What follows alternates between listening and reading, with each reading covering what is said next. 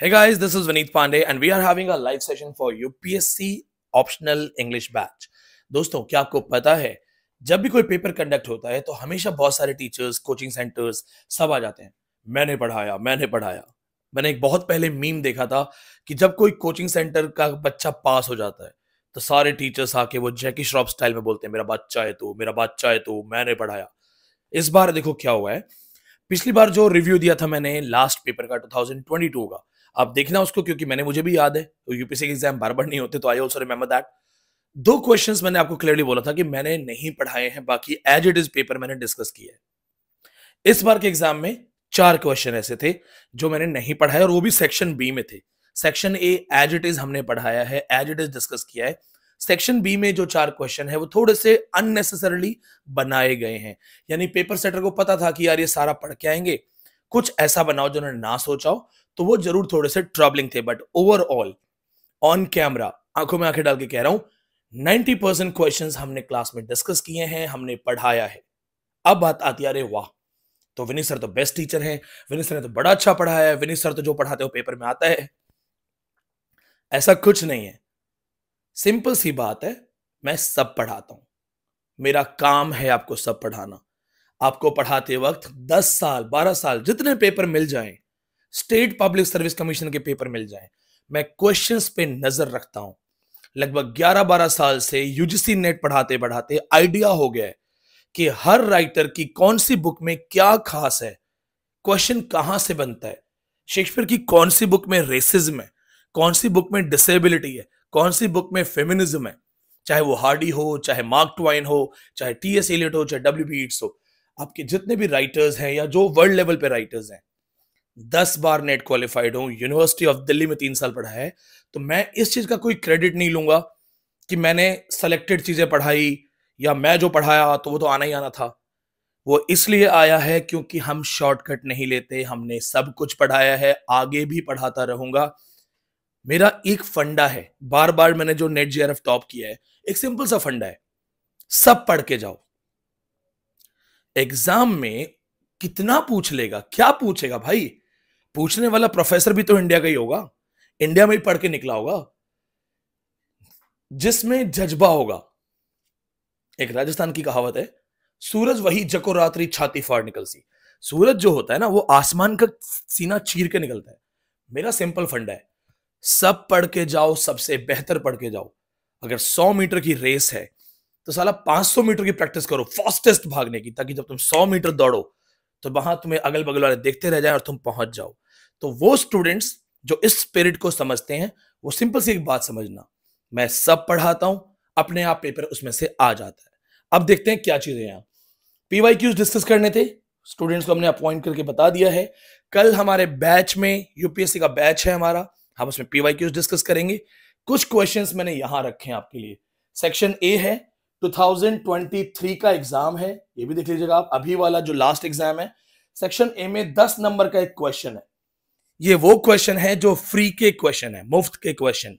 क्योंकि अगर मेरा स्टूडेंट सीयूईटी पीजी का भी देख रहा होगा, इसको नेट का भी देख रहा होगा, ये सब पढ़ाया हुआ है। ये मैं बेसिकली नेट और सीयूईटी को पढ़ा देता हूं, तो यूपीएससी तो आप अंदाजा लगाओ। और जो रजिस्टर्ड स्टूडेंट्स हैं, ध्यान से देखो, what are the prominent features of metaphysical poetry. याद करो, मैंने आपको मेटाफिजिकल पोइट्री में क्या क्या पढ़ाया था।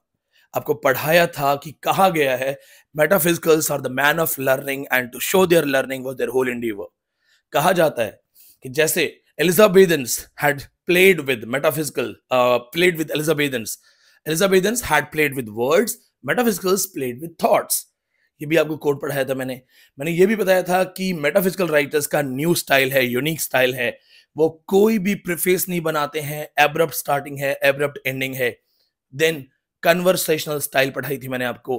कॉन्सीट्स पढ़ाए थे, फार फेज्ड इमेजरी। कॉन्सीट्स में आपको मैंने बहुत सारे एग्जाम्पल दिए थे। आपको जो कंपास का एग्जाम्पल है, जो पोइट्री के एग्जाम्पल्स में आता है, अलोंग विद दैट आपको मैंने फनी एग्जाम्पल्स भी दिए थे कि metaphysical poetry, they were totally unique, totally different, and that is the reason that T.S. Eliot did a study. T.S. Eliot, 1921, T.S. Eliot wrote The Metaphysical Poets. ये T.S. Eliot का एक ऐसे है। Metaphysical poets. TS Eliot का quotation भी पढ़ा है तो मैंने आपको, यूनिफिकेशन ऑफ सेंसिबिलिटी। तो all the students are watching this, simple सी चीज है, ध्यान से देखिएगा। मैं अपने घर पे रिकॉर्डिंग कर रहा हूँ, कोई स्टूडियो रिकॉर्डिंग नहीं है, कोई असिस्टेंट नहीं है, खुद ही कैमरा वगैरह अरेंज किया है, खुद ही ये सब कर रहा हूँ। Prominent features of metaphysical poetry में याद रखना, they were not following Aristotelian idea, Elizabethan idea, and that's why they were discarded. अपने समय में एलिजाबेथन्स को वो रिस्पेक्ट मिली ही नहीं जो मिलनी चाहिए थी। सैमुअल जॉनसन की वजह से ये लोग फेमस हुए। मेटाफिजिकल पोइट्स को सबसे पहले फेमस किसने किया? सैमुअल जॉनसन ने, वो भी लाइफ ऑफ काउले में, ये भी मैंने आपको पढ़ा है। लाइफ ऑफ काउले में metaphysical school of poetry term Samuel Johnson ने कॉइन किया। वर्ड मेटाफिजिक्स ड्रमंड ने कॉइन किया था। टीएस इलियट ने सैमुअल जॉनसन के बाद इनको फेमस किया, क्योंकि आफ्टर सैमुअल जॉनसन ये राइटर्स फिर से खो गए, क्योंकि रोमांटिक पोइट्री का माहौल आ गया था। तो मेटाफिजिकल पोइट्री में जब आप सैलिएंट फीचर्स या प्रोमिनेंट फीचर्स पे बात करते हो, 10 नंबर का क्वेश्चन है। आपको बातचीत में मैंने इतनी इंफॉर्मेशन दे दी है कि आप अलग अलग पॉइंट्स बना सकते हैं। 10 नंबर का क्वेश्चन है, मैंने आपको मल्टीपल इंफॉर्मेशन दी है, सिर्फ एक धागे में पिरोना है। It means the art of writing, the skill of writing. पूरे हिंदुस्तान में सिर्फ दिल्ली में अंबेडकर यूनिवर्सिटी में राइटिंग का कोर्स करवाया जाता है, अदरवाइज हर जगह डिप्लोमा है। प्रॉपर राइटिंग कोर्स जो है पीजी लेवल पे अंबेडकर यूनिवर्सिटी में। क्या आपको लिखना आता है? क्वेश्चन बहुत आसान है, क्वेश्चन बहुत आसान, खुद भी आप पढ़ सकते हैं, गूगल पे भी पढ़ सकते हैं, हम लोग मजाक मजाक में पढ़ा देते हैं। तो क्वेश्चन बहुत आसान है। द पॉइंट इज कि इस 10 नंबर के मार्क के लिए, और ये पोस्ट ग्रेजुएशन का राइटिंग आंसर नहीं है कि हाँ बस कहानी लिखते जाओ, कॉपी को ऐसे तौलेंगे, वजन देखेंगे और मार्क्स देंगे। नो माय डियर फ्रेंड, आपके आंसर में एक सिस्टम होना चाहिए, a proper beginning, a proper middle and a proper and. ये क्वेश्चन जो है बहुत ही आसान था, 10 नंबर का क्वेश्चन था। अब नेक्स्ट क्वेश्चन देखते हैं। The major features of romantic poetry. जितने भी मेरे स्टूडेंट्स हैं जो ऑलरेडी नेट पढ़ रहे हैं, यूपीएससी पढ़ रहे हैं, यूपीएससी स्टूडेंट्स आपको भी ध्यान से देखिएगा, पढ़ाया था मैंने आपको, मैंने इस तरह से प्री रोमांटिक एंड रोमांटिक्स के डिफरेंसेस बताए थे। और जब आपको डिफरेंसेस बताए थे मैंने, उसमें मैंने ऑगस्टन्स का भी रेफरेंस लिया था कि ऑगस्टन्स अलग कैसे थे, फिर प्री रोमांटिक्स में क्या चेंज आया और फिर रोमांटिक्स में क्या आया। ध्यान से देखिएगा, जब आपको ये सब मैंने पढ़ाया था उस टाइम मैंने आपको एक चीज बताई थी, रोमांटिक राइटर्स की बहुत सारी क्वालिटीज हैं, जैसे रिटर्न टू नेचर है, इमेजिनेशन है, मेलैंकली है, एस्केप है। पर मैंने आपको ये कहा था कि अगर पेपर में आ जाए तो नंबर 1 पोजीशन पे आएगा इमेजिनेशन, सबसे इंपॉर्टेंट इमेजिनेशन। और मैंने आपको कहानी के साथ भी पढ़ाया है, हम इमेजिनेशन में ज्यादा खुश होते हैं। आज मेरा मन है मेरे पास मर्सिडीज कार हो, वैसे नहीं है, महिंद्रा थार मैंने अभी खरीदी है तो थार इज मोर स्पोर्टी, लेकिन चलिए मान लीजिए मेरे मन में मर्सिडीज कार है, रियलिटी तो नहीं है तो नहीं मेरे पास। अभी मेरा मन कर रहा है कि मैं गोवा घूमने चला जाऊं, ठीक है, तो चूंकि यहाँ हीटर चल रहा है तो देखिए गर्मी हो रही है, ठीक है, दिल्ली में ठंड है और कोई वीडियो एडिटिंग वगैरह नहीं है, बस रॉ है, ना कोई मैं कुछ देख के पढ़ा रहा हूँ, ना मेरे पास यहाँ पे कुछ आर्टिफिशियल चीज है, एक कैमरा है, एक बोर्ड है, एक माइक है। मर्सिडीज नहीं है मेरे पास, मैं गोवा नहीं जा सकता, लेकिन क्या मैं इमेजिनेशन कर सकता हूं? Can I imagine that? Imagine कर सकता हूं। Asterisk Coleridge, imagination, fancy, class में अपनी बच्चों की आंखें बंद करवा के कहता हूं इमेजिन करो कहीं बाहर घूमने गए हो, पढ़ाते समय थ्योरी में। I take the practical example. Imagination में आप कुछ भी कर सकते हो, तो इमेजिनेशन आपको एक्चुअली हैप्पीनेस देती है। सो आप एक्चुअली कहां पे खुश हो? इमेजिनेशन में। जब आप किताब पढ़ते हो, एक खूबसूरत राजकुमार, एक खूबसूरत राजकुमारी, किताब में फोटो नहीं होती कि वो राजकुमारी कैटरीना कैफ है कि राखी सावंत है, किताब में लिखा है एक खूबसूरत राजकुमारी। राइटर लिखते समय इमेजिन कर रहा है राखी सावंत, आप इमेजिन कर रहे हो जैकलिन फर्नांडिस, बात तो नहीं बनेगी। लेकिन चूंकि उसमें फोटो नहीं है, आप आजाद हो खुद कुछ भी इमेजिन करने के लिए, इसलिए रीडिंग बेस्ट होता है मूवी देखने से। आपसे कई बार इंटरव्यू में पूछा जा सकता है, लिटरेचर के स्टूडेंट हो, यूपीएससी के, मैं अगर आपका इंटरव्यू लूंगा मैं सबसे पहले यही पूछूंगा कि आजकल लिटरेचर की बुक्स पे मूवीज बन जाती हैं, विच इज बेटर? तो ध्यान रखना, बुक्स बेटर होती हैं। तो आपकी इमेजिनेशन है। रोमांटिक्स में क्या था, imagination was leading them to happiness, but फिर आंख खुलती है, फिर आप रियलिटी में आते हो। Reality leads you to sadness, means melancholy. तो आपके जो बाकी ट्रेड्स हैं वो है मेलेंकली। अच्छा, जब आप इमेजिनेशन के बाद मेलेंकली में आते हो, दुखी हो जाते हो, तो किसका मन नहीं करता यहां से गायब हो जाए। बहुत सारा ओवर वर्क हो जाता है, बहुत सारी घुटन होती है, तो ऐसा लगता है कि काश कुछ दिनों के लिए कहीं बाहर चले जाएं, कुछ दोस्तों के साथ कार ट्रिप पे, बाइक ट्रिप पे निकल जाएं। स्केप का मन करता है। अब स्केप रोमांटिसिज्म का सबसे इंपॉर्टेंट पॉइंट। तो जब आप इसकी बात करोगे, नेचर, रिटर्न टू नेचर की बात करोगे, आप इंडस्ट्रियलाइजेशन की बात करोगे, आप फर्स्ट अनएम्प्लॉयमेंट रोमांटिक एज में आती है। अब देखो, रोमांटिक पोइट्री में इमेजिनेशन बहुत सारी है। O lift me as a wave, waves की इमेजिनेशन है। मेलेंकली है, सैड है। टू अ स्काईलार्क में राइटर कहता है कि you are so innocent, so pure, so close to God and me. मैं आज भी अकेला हूं, आज भी मैं am not that pure. Escape आना शुरू होता है। एस्केप का मतलब क्या है, the writers they want to leave. Writers जो है कट मारना चाहते हैं, जाना चाहते हैं। Lift me as a wave, a leaf, a cloud, I fallen upon the thorns of life, I bleed. मुझे ले जाओ उड़ा के। एस्केप करना चाहते हैं, गायब होना चाहते हैं। वर्ड्सवर्थ कहता है कि मैं फिर से पैगन बनना चाहता हूं, ट्राइटन को देखना चाहता हूं, प्रोटेस को देखना चाहता हूं। कीट्स तो नशे में रहना चाहता है, बर्ड बन जाना चाहता है, नाइटिंगेल बन के उड़ जाना चाहता है। इन शॉर्ट, सब लोग कहते हैं कि भैया हमें यहां नहीं रहना। सो इन पोइट्री में imagination, melancholy, escape, nature plus subjectivity. Romantic poets मैंने आपको पढ़ाया है, याद रखिएगा। मेरे लेक्चर दोबारा सुन लेना। आप बोलोगे ना सर ने बोला पढ़ाया होगा, दोबारा सुनना। रोमांटिक पोइट्स हाईली सब्जेक्टिव थे। कौन थे? Highly subjective. What is subjectivity? जब आप अपनी बात करते हो। रोमांटिक राइटर्स या तो कन्फेशनल है या सब्जेक्टिव है, अपनी बात ज्यादा करते हैं। सेकंड जनरेशन रोमांटिक पोइट और भी ज्यादा सब्जेक्टिव है। अगर मैं आपकी जगह आंसर लिखूंगा तो मैं इसको first generation and second generation writers बना के लिखूंगा, ताकि जब मैं 10 नंबर के लिए लिखूं, जब मैं 10 मार्क्स के लिए लिखूं, तो मेरा आंसर दूसरों से बहुत बेहतर हो। थोड़ा सा गले के लिए माफी चाहूंगा।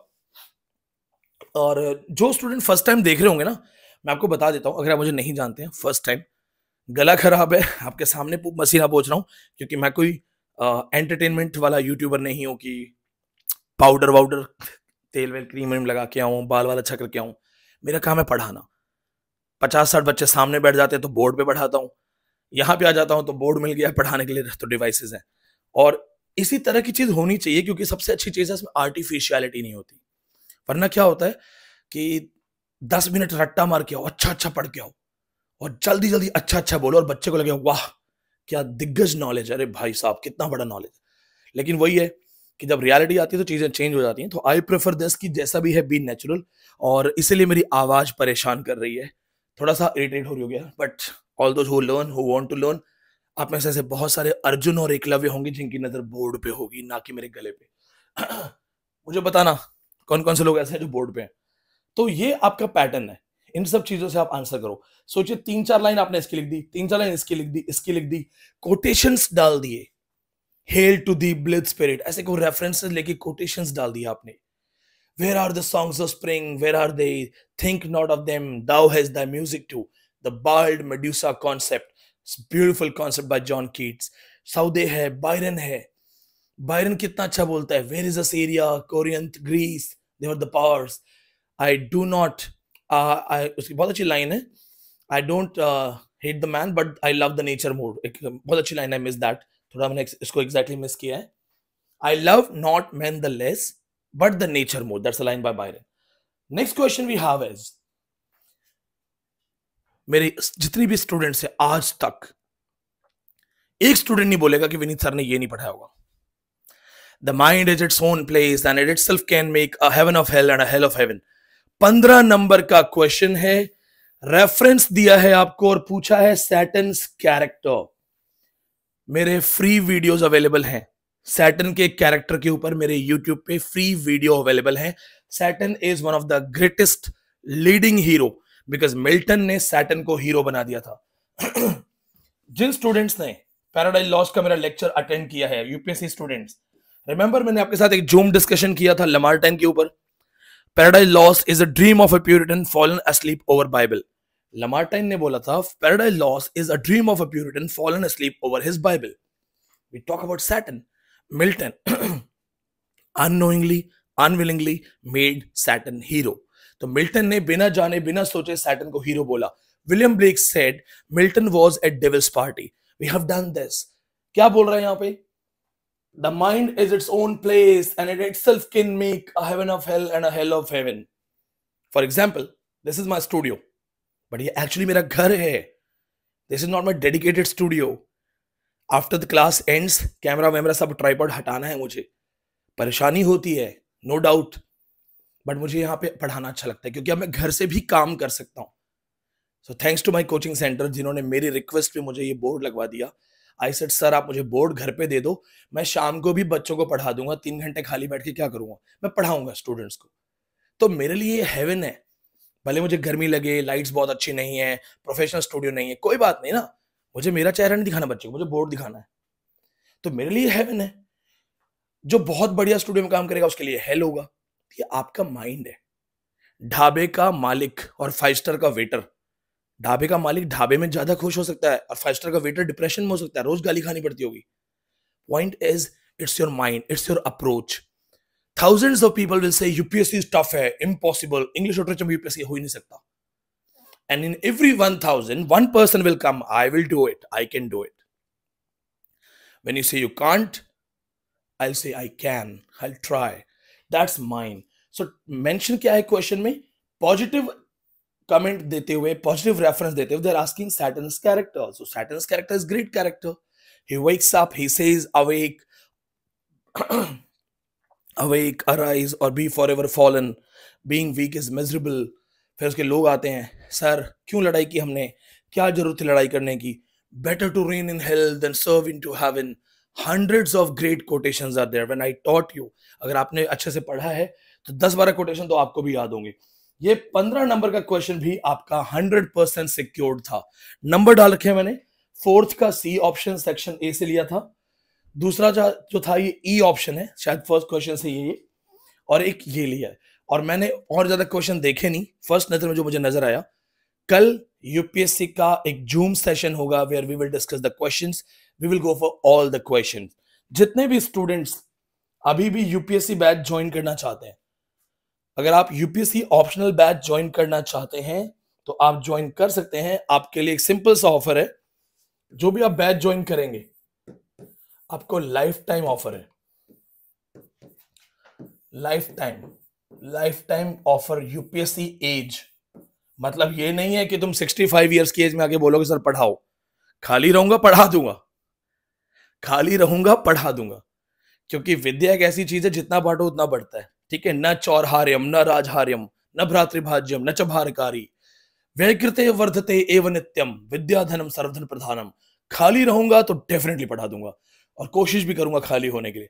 लेकिन जब तक आपकी यूपीएससी एज है, सपोज आपको लगता है डर कि सर नहीं हुआ तो फिर आप हमारा हाथ छोड़ देंगे, साथ छोड़ देंगे, नहीं.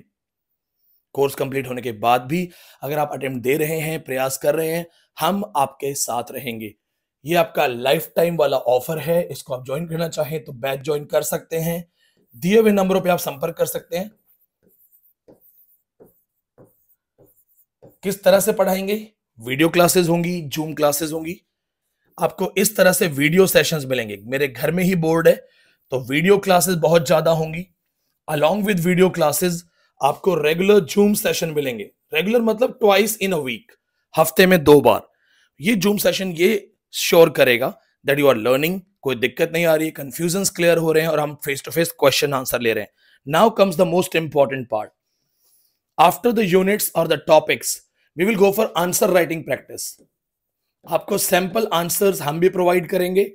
आपके आंसर्स पे इंडिविजुअली मॉनिटर करूंगा, आपको आंसर करूंगा, आंसर लिखना सिखाऊंगा, आंसर करेक्ट करूंगा.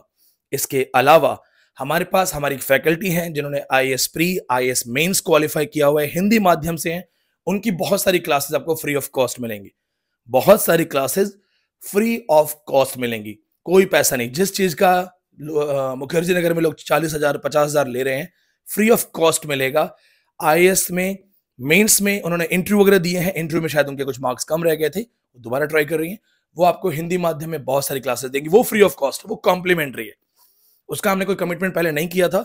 हमारे पास एक फैकल्टी थी, हमने हायर किया, हमने बोला मैम आप भी पढ़ा दीजिए, तो वो प्रयास कर रहे हैं, बहुत अच्छा प्रयास कर रहे हैं। खुद उन्होंने मेंस निकाला हुआ है और दैट्स अ ग्रेट थिंग, और इंग्लिश लिटरेचर का बैकग्राउंड है, तो उनकी आपको बहुत सारी क्लासेस मिलेंगी।